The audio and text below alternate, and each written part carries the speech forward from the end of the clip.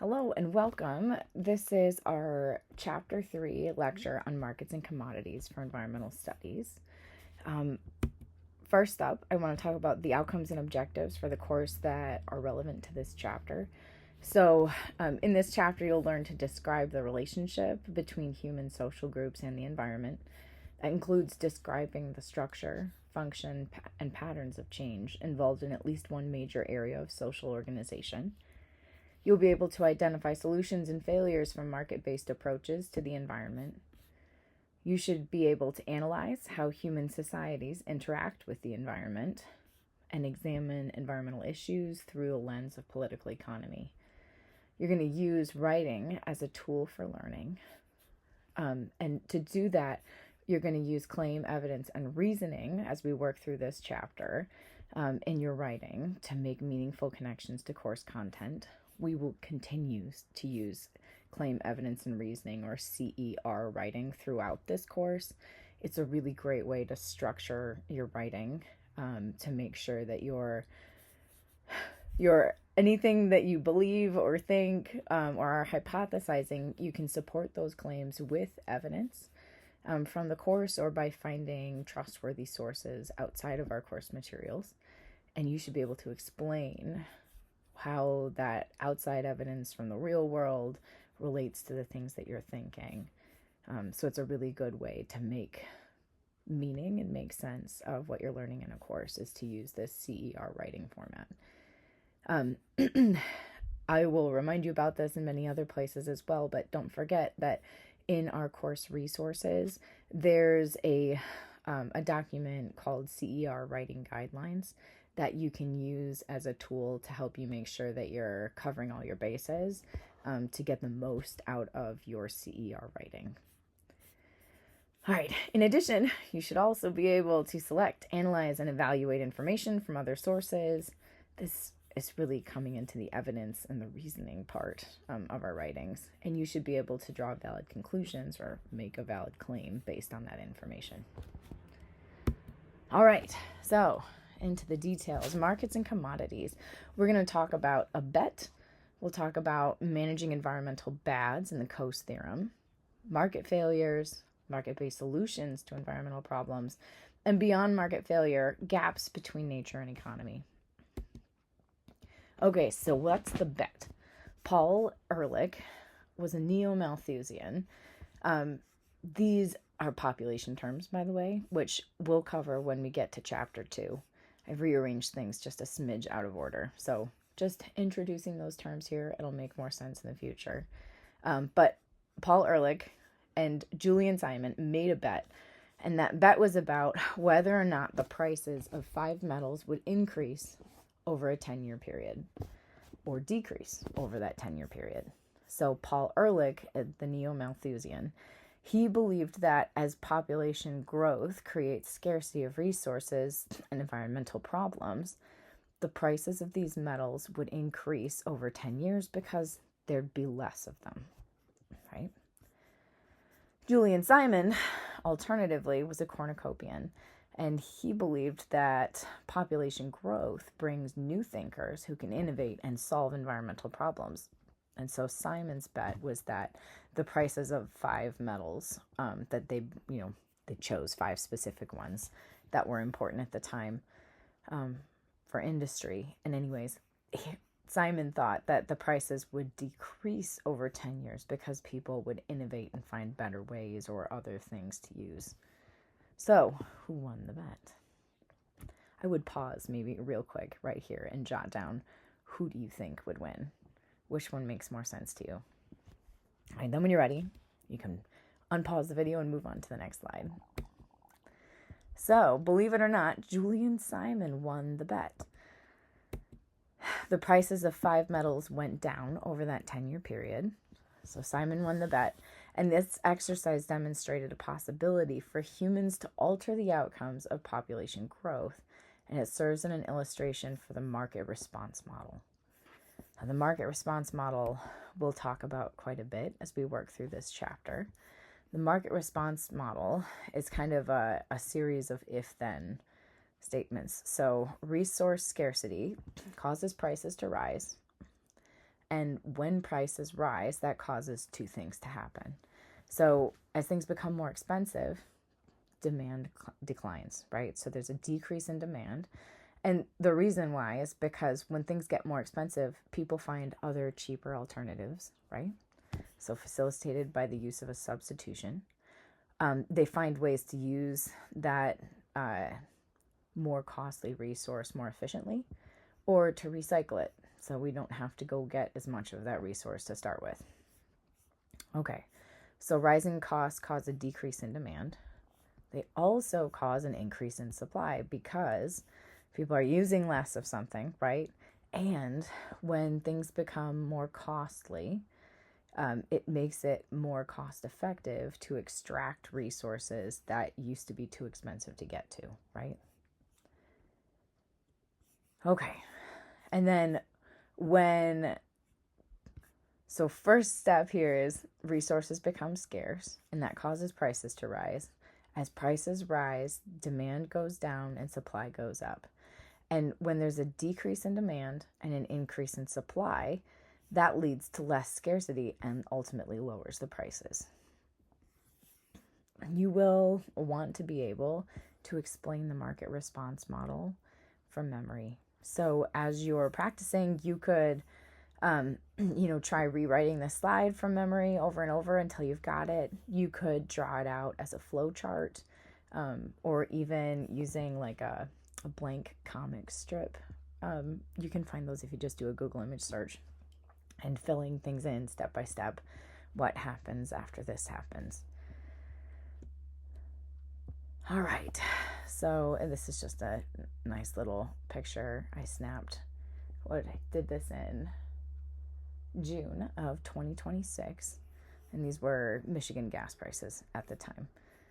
So environmental scarcity drives up markets. So at this moment in history, the Strait of Hormuz isn't really open, and we're not getting imported oil from Iran the way that we used to, and the whole rest of the world isn't, right? So especially for globally traded commodities, when the resource becomes more scarce, it drives up prices. Okay, here's another way to think about the market response model. If seeing it in paragraph form or bullet form doesn't do it for you, maybe seeing it as a flow chart will.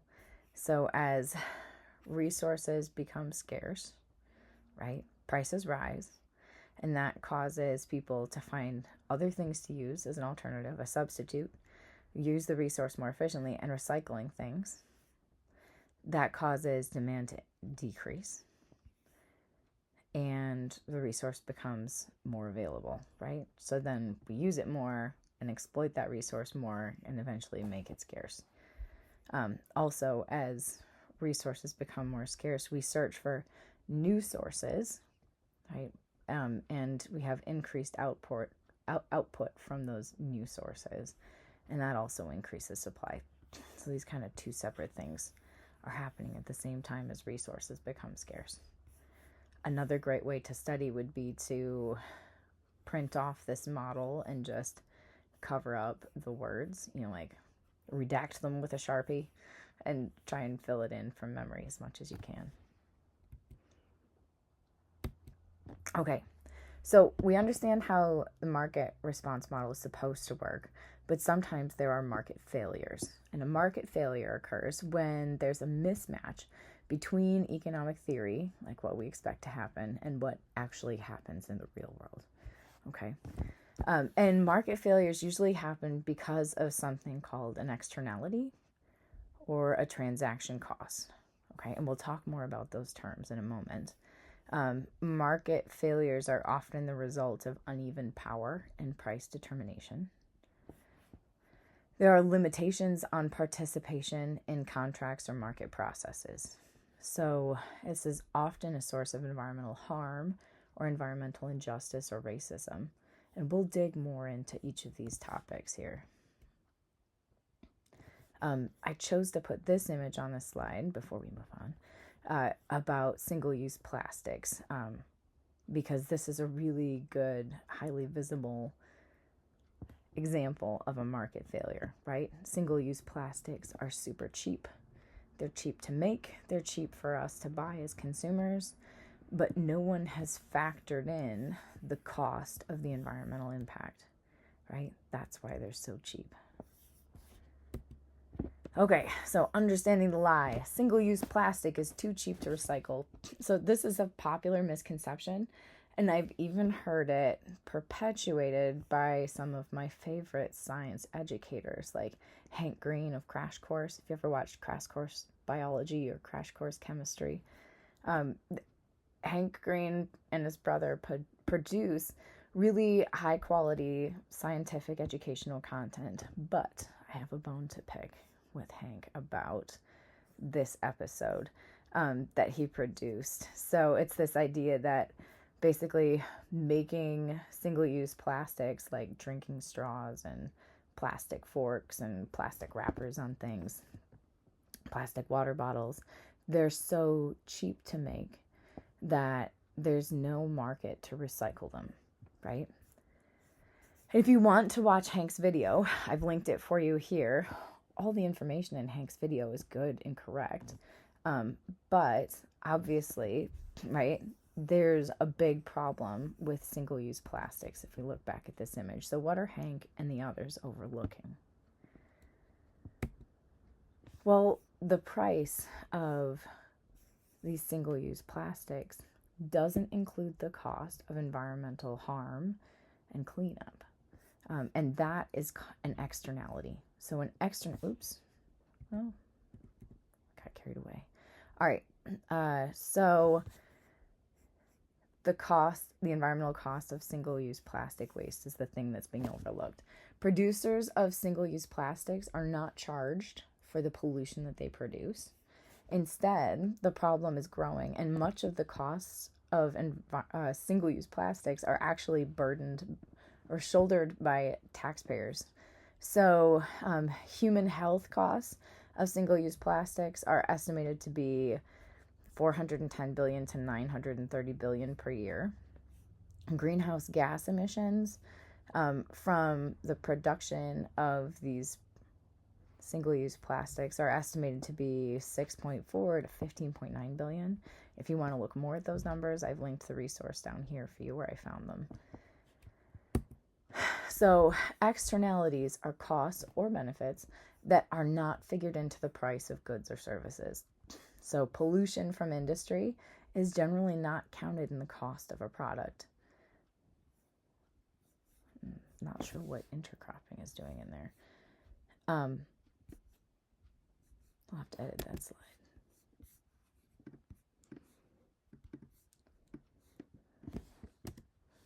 Okay. So, sorry, got distracted. So in the case of single-use plastics, it's the environmental cost or the cost of the pollution, basically, of all those plastic bits that end up just everywhere. That's the externality. So it's a cost that's not factored into the dollars and cents cost of the transaction that goes into purchasing a product. Transaction costs are another thing that can cause market failures.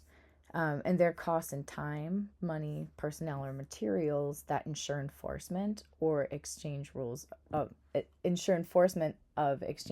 or contracts. So that'd be the cost of having lawyers, police, courthouses, and the time it takes to make sure that everyone is following the rules, basically.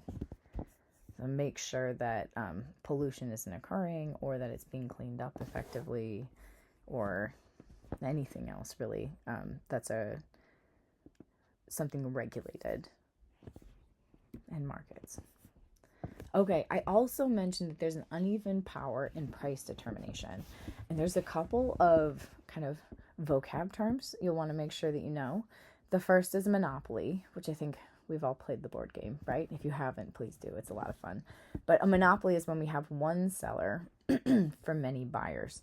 And when this happens, the seller gets to set the price of their product. So a good example of a monopoly is OPEC. So these are the oil producing and exporting countries of the world, and they've banded together in such a way that they control 80% of the world's proven oil reserves. So they play a large role in setting the price of crude oil, which of course impacts the price of gasoline and diesel and plastics and all kinds of things that are based on petrochemistry. So here's a map. These are the OPEC countries. You can see where they are. And so these, this small number of countries gets to basically determine what's the price of oil per barrel in the world. So that's a good example of a monopoly. Another example of, or another type of uneven power in price determination is called monopsony. And this is the opposite of a monopoly. So a monopoly has one seller for many buyers. Monopsony is when there's one buyer for many sellers. And they can artificially deflate the price of goods or services. And I think a really good example of this one is that in the U.S., there are 4 commercial meat packers that process more than 80% of the beef that's produced in the U.S. And since these 4 companies are buying almost all the beef, there's a lack of competition. And in fact, most of the beef sales, and when I say beef sales, I mean like a 1.5-year-old steer that's ready to go to the butcher. So farmers ranchers raise up, usually they get their steer calves as like weaned calves, maybe around 5 months old, and they'll raise them for about a year. And when they're about 18 months old, they're ready to be sold to the meat packers to be butchered. Most of those sales happen by contract. So those are prices and sales that are negotiated before the steers are even big enough to be butchered. And so it's another way that these meat packers, the 4 commercial companies, have eliminated any opportunity for competition by contracting mass sales of beef steers. And what it does is it drives down the price per animal for the cattle ranchers. The sticking point here is that for most cattle ranchers, people who are making a living by raising cattle for beef, they don't have an alternative marketplace to sell enough beef to pay their bills. Does that make sense? So if you're surviving, like if your income is from raising beef, as a cattle rancher, you need to sell a great number of steers in order to make enough money to support your family and your farm. And since 80% of the beef in the U.S. is processed by these 4 large commercial meat packing companies, there's no alternative place for them to sell their steers. And if you want to learn more about that, I've got a link here that you can dive into. But this monopsony has a lot to do with why American cattle industry especially is really struggling to make ends meet for the people who are actually raising the cattle. All right, so let's move on. Limits to participation in contracts or market processes. So I also mentioned that it's not possible to include everyone who might be affected by environmental problems when we're, making, I guess, when market processes are at play. So how could you possibly bring hundreds, thousands, or billions of people to the table to negotiate? And future generations, of course, can't be involved in the bargaining. And marginalized people are routinely excluded from decisions that affect them. And this is a result of usually systemic racism. I want to make sure we touch on these because they're very important. We can't solve environmental problems if we don't address the social problems that come with them, right? Okay, so the Merriam-Webster Dictionary defines systemic racism as the oppression of a racial group to the advantage of another, as perpetuated by inequity within interconnected systems like political systems, economic systems, and social systems. This type of racism is often maintained or perpetuated by well-meaning people who've benefited from the existing systems and simply assume that the system would serve everyone in the way that it served them. So I think this is a really important aha moment. It certainly was for me when I realized. So looking back at this definition, it's the oppression of one group to the advantage of another. So it's usually the oppression of a minority to the advantage of the majority. And if you're a member of the majority who's always been served well by the system, why would you be suspicious of it, right? So this is important. And systemic racism is something that's built into most of our political, economic, and social systems, whether or not we realize it.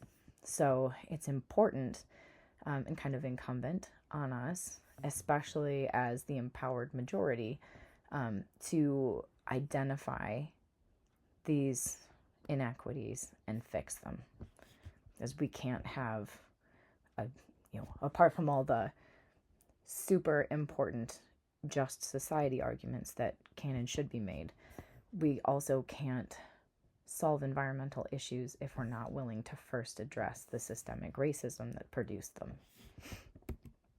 Okay, so environmental racism is a specific type of systemic racism. Marginalized communities bear more than their fair share of environmental harm and risk. It's well documented. It's not a coincidence. And it's the result of systemic racism, right? So policies, regulations, and laws that govern environmental risk, like the Federal Housing Administration's practice of redlining. Redlining is a practice that was put to a stop in 1968, but for about almost 2 decades before that, the Federal Housing Administration would grade communities on like a letter grade scale, and they would outline in red communities that had poor environmental status, like that were already polluted places, or places that were minority communities. And so those redlined communities became places where it was acceptable for industrial development and pollution. And of course, the legacy of this practice lives on today, right? A lot of that pollution is still there, or the industries are already developed in those places. And some of the contributing factors to this, in addition to regulations, policies, and laws that were put in place long ago, there's also a lack of minority representation in education, in government, in science, and leadership roles, right? If 20% of the population is Black, then 20% of the people with college degrees should be Black, and 20% of the people serving in their government should be Black, and 20% of the scientists and the leaders in their community should mimic or should mirror the community that they serve.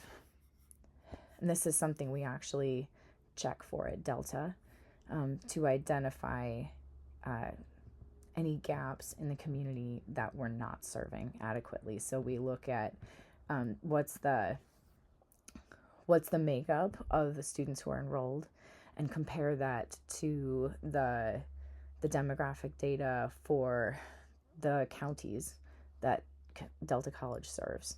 And if it looks like there are, like if there's 15% of the community are Black men, but only 5% of the student body are Black men, then we know that we're not serving Black male students effectively. And that's something that we can work on addressing. What is it that's keeping them from coming to Delta? Why don't they see Delta as a place that's a good fit for them? And so on, so we can try and reach out and ask questions and understand how we're failing to meet their needs. Okay, and then a third point I want to make sure we touch on also here is environmental racism is often the result of a lack of accountability. So, in many cases, minority communities that are exposed to excessive environmental harm haven't been informed. They don't even know that they've been exposed to something or what they've been exposed to. If you want to learn more about environmental racism, I dropped a link here that I used to help, find some numbers and dates and things for you. We will continue to touch on environmental racism throughout this semester. Okay, managing environmental bad. So the Coase theorem. You're going to want to make sure you know about this for the exam as well. Environmental problems can be solved by the free market economy. This is kind of the basic premise of the Coase theorem. So it emphasizes the use of market-based instruments to internalize environmental externalities and other sources of market failure. Some examples of approaches under the Coase theorem. So ways to solve environmental problems using market-based instruments, or basically different features of a free market. It could be privatization, green taxes, trading and banking, such as cap and trade, or green consumption. We'll talk more about each of these specific terms. So a good example here, or not an example, a condition that must be met for the Coase theorem is that if property rights are clearly defined and people bargain costlessly, then the externalities will be eliminated through free exchange. So this assumes that all parties have the ability to make decisions and control resources through clearly defined property rights. It also assumes that enforcement of contracts, paperwork, administration, etc., have no cost. So do you think these things are always true in reality? Probably rarely. But these kinds of theorems are good to get us thinking about how should things work ideally, and then we can begin to think about how these other factors play in. So consider, how would you apply the Coase theorem to air pollution? So how could you address the problem of air pollution using strategies like this? All right, and we'll dig into those. So some examples of market-based solutions. The first one we'll talk about are green taxes. So this is raising the price to reduce the use of resources, drive innovation, and substitution, right? And we see a really good example of this in Europe. They have a carbon tax, and producers pay a tax to emit carbon dioxide gas into the atmosphere. And this tax, the income generated from that tax, has successfully reduced emissions produced as well as consumption by consumers. So we can add in the cost, basically, the environment, like the dollars that it costs us as a society to deal with the pollution. If we tack that real environmental cost onto the price tag of doing something like every gallon of gasoline, then we can reduce demand for it, as well as raising a great deal of money to actually take action and do the work of removing carbon dioxide from the atmosphere. So green taxes would probably also be a good way to tackle single-use plastics. Okay, cap and trade is another way, another market-based solution that you could use to address air pollution.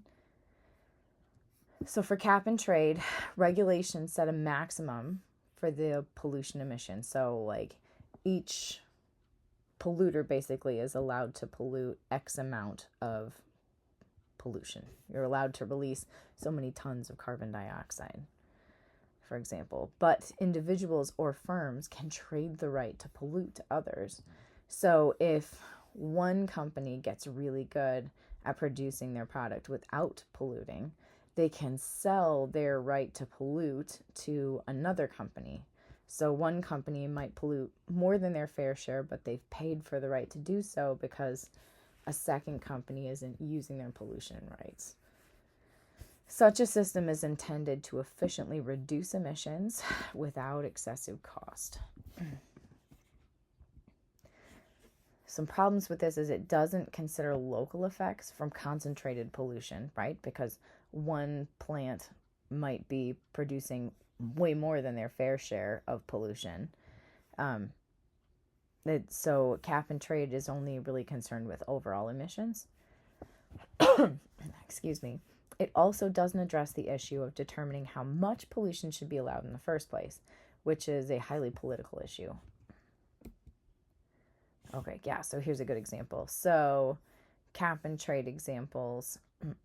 If we have, like a coal-powered fire plant A and coal-powered fire plant B, and before any regulation, A was producing 600 tons of carbon dioxide, and B was producing 400 tons. If we say we're just going to take a 30, like everybody has to reduce their pollution by 30%, then that means that A needs to bring their pollution down to 420 tons and B needs to bring theirs down to 280. So the total reduction has been 300 tons. Under cap and trade, which is what we have here on the right, say A goes from 600 to 500 tons, so they've only eliminated 100 tons of their pollution. But they purchased some of the right to pollute from plant B, which was able to drop their pollution rate even further than they did before under the percent reduction approach. So we end up with the same amount of reduction in CO2 emissions, but it can be more cost effective.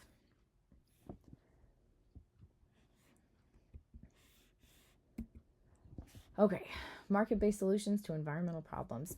Banking programs is another one that's designed to allow for environmental services to be banked or withdrawn in order to meet needs without challenging the overall number of that particular service. For example, wetland development in one place makes up for wetland destruction somewhere else.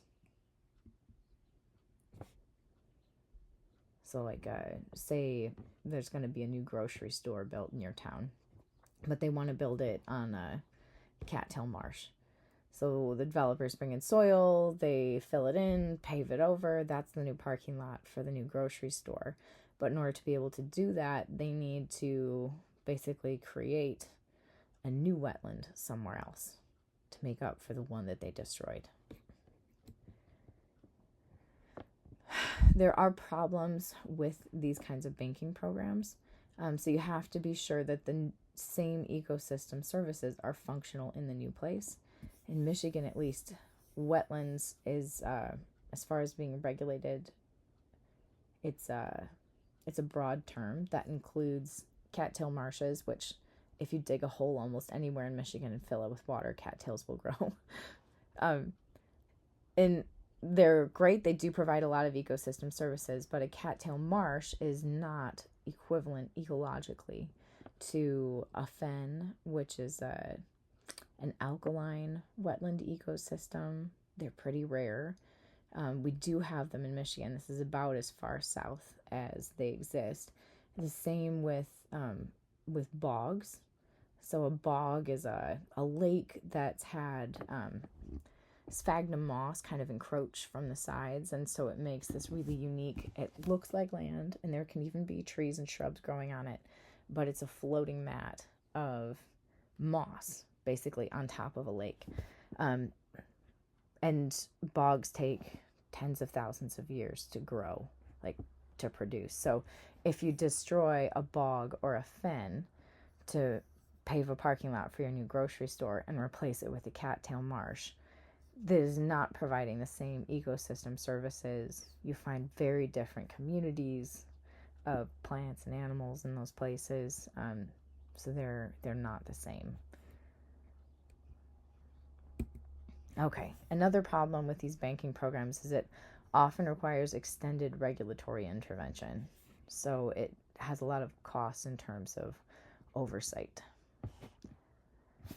Okay, there is another market-based intervention, and this one is kind of more available to the everyday person. So green consumption. Green consumption relies on the consumer to demand change to environmental conditions. So basically, it's the idea that every dollar you spend is a vote for the kind of products you want to be available, right? So consumers can drive certain production practices and innovation by choosing to buy products made with more environmentally friendly practices. These terms, however, so I've got grass-fed beef, all-natural, free-range eggs. These terms are all unregulated, and they don't necessarily mean that the animals or the food has been produced in a way that the label implies. So just because it's 100% grass-fed beef doesn't mean that that cow has been out on a sunny green pasture its whole life eating grass, right? We live in Michigan. That's impossible. We have winter and there's no grass. So you can feed your cows hay in the winter. Most people, most producers, so I raise cattle on my farm, and we do supplement with oats and corn. Oats and corn are grasses, by the way. So anyways, this term is misleading. All natural, who knows what that means. And free range, all of the term free range means on a dozen eggs is that the animals have access to the outside. So it could be an 8x10 fenced in yard for 40,000 chickens in a giant commercial hen house, and they get to call it free range eggs. It does not mean that they also live out on a sunny green grassy pasture catching grasshoppers all year, right? Which of course, if your eggs are produced any place that has winter, that's not real life. That's not possible, right? Okay, so some potential problems with green consumption are that claims about the green practices don't always correspond to the reality about the actual practices. And that's a term called greenwashing. Kind of like brainwashing, but greenwashing. All right, so a way to combat that is green certification. And this can be used to verify claims about green practices. So I have a picture here of my husband and I outside our farm. We got our farm environmentally verified through the MEEP program.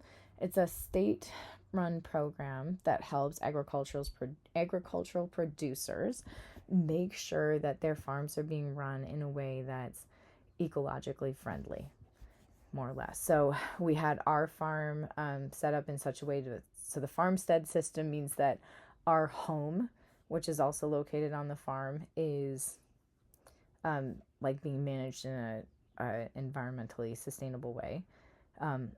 Livestock system, so the way that we have our animals, we needed to make sure that they weren't like degrading the stream that runs through our property, causing erosion, or too much nutrient loading from like nitrogen from their manure, making it into the stream. And then we also have a crop. We raise like sweet corn and other tomatoes and stuff. So we needed to make sure that our crops were also being produced in a way that was environmentally friendly. So having a certification can be a way to verify claims about green practices. But who does the verification? And what standards will they use? And how much does it cost to get that? So because the MEEP program that our farm is environmentally verified through is a state-run program, it didn't cost us anything to do it. We did have to make some changes to the way that we had our fencing set up and some of the practices that we were doing. We needed to tweak a smidge. Like our barn has the roof peak runs parallel to the hill. So when it rains, rainwater washes off our barn onto the grass below, which is a hill that goes down to the stream. So we can't keep animals like permanently in that space behind our barn because the rain coming off the roof and washing down the hill would wash their, like manure down into the stream, right? So we don't use that pen for more than temporary use. So there were some minor changes we had to make, but it wasn't a costly thing to do. Whereas to become a USDA certified organic farm, that's another regulated term, and it's very costly to do. I think I shouldn't speak without looking it up. I want to say, like, if you want to sell organic tomatoes, then you have to grow your tomatoes on that piece of land for 7 years organically without being able to call them USDA organic tomatoes. And so basically what it ends up being is that it is more costly for many things to produce them organically than it is if you were to use, the conventional modern ag methods where you're applying,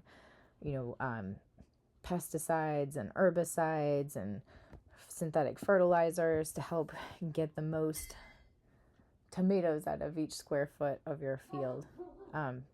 So basically you have to bear the cost of producing your product in a way that is less efficient, but you can't ask more money for your product because it's not organic yet, right? There's more to it than all that, but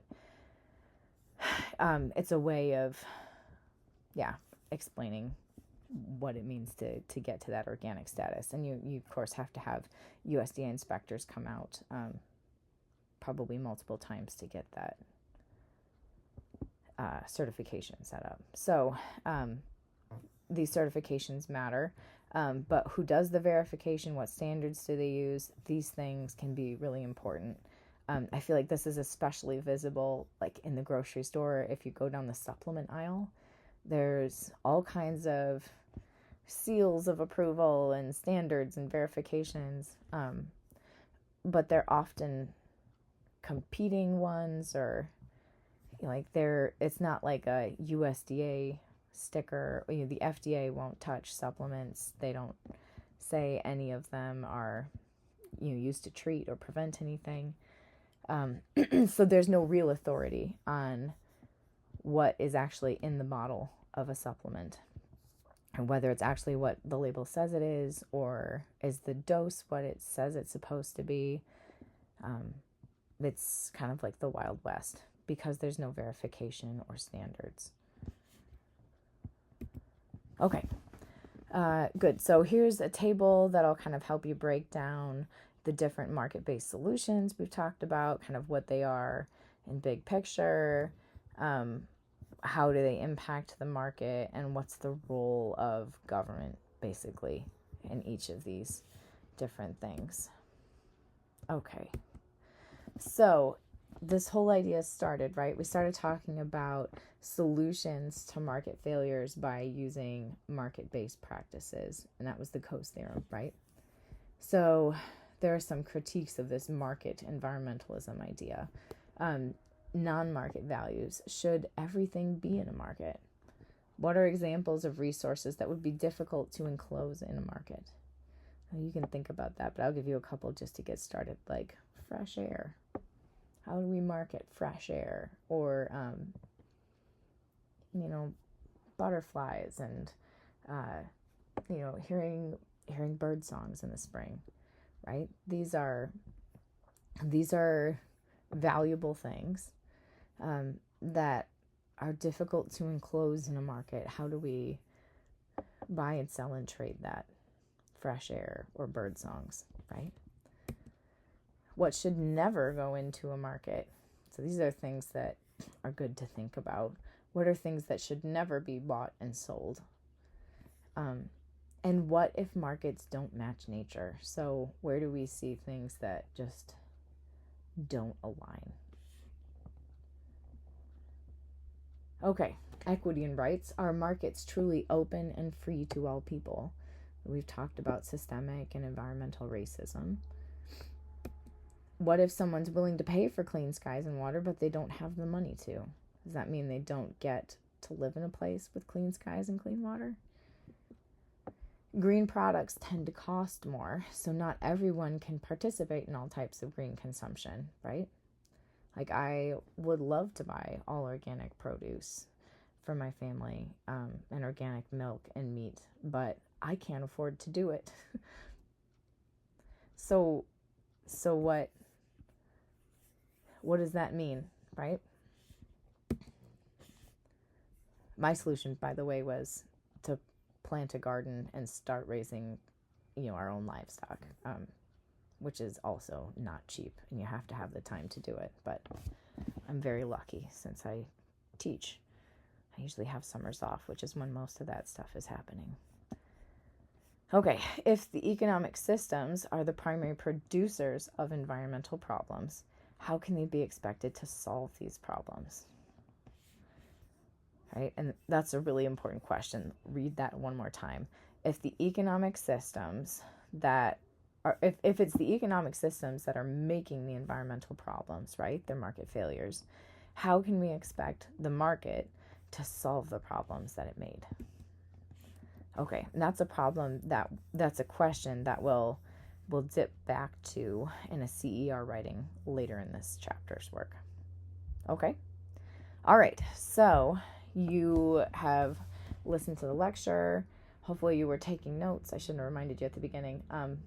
Taking notes on the lecture slides that you printed off, right? You're going to work through the other assignments and things that are in the chapter content in D2L. You're reading through the chapter in the textbook and taking good notes as you go. And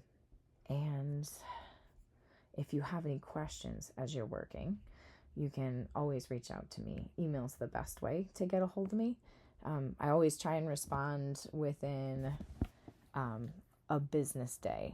But if you email me on a Friday afternoon, you might not hear back from me until Monday, okay? And I'll expect the same from you.